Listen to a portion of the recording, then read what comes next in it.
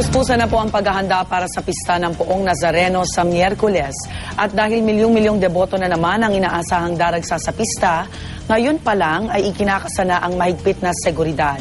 Narito ang report ni Maki Pulido.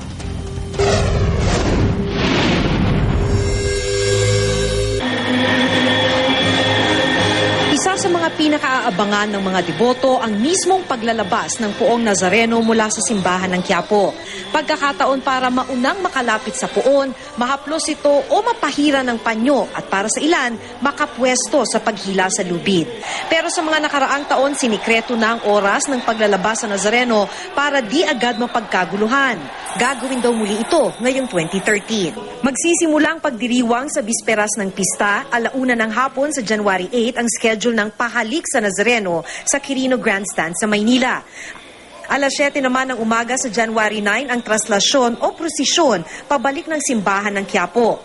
Ang ruta ng prosesyon katulad din noong nakaraang taon, idadaan ng poon sa 23 kalye. Dahil karamihan ng mga kalsadang yan ay makikipot at umaabot pa sa milyon-milyon ang nakikiprosesyong deboto, inaasahang aabuti na naman ng siyam-siyam ang prosesyon. Noong nakaraang taon, inabot ito ng 22 oras, ang pinakamatagal sa kasaysayan. Sinubukan na po naming baguhin yung rota nung unang taong ko po dito. Lalong naging problema po at mas lalong nagkasakitan. Hindi pumapayag yung mga mamamasa na baguhin yung rota.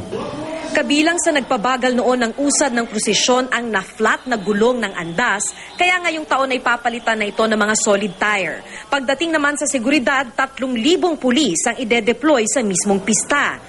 We've been constantly evaluating the peace and order condition. We have not received any imminent or specific threat.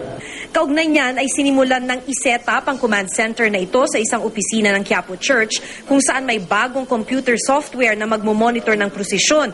Gayon din ang lokasyon ng 65 ambulansya. Yan ay para agad na makaresponde sa disgrasya tulad noong 2006 nang mamatay ang isang debotong nahulog sa bukas na manhole pagdaan ng prosesyon sa Carlos Palanca Street. Sa parehong software din makikita mga re-responding pulis na ang ilan ay magbabantay sa traffic.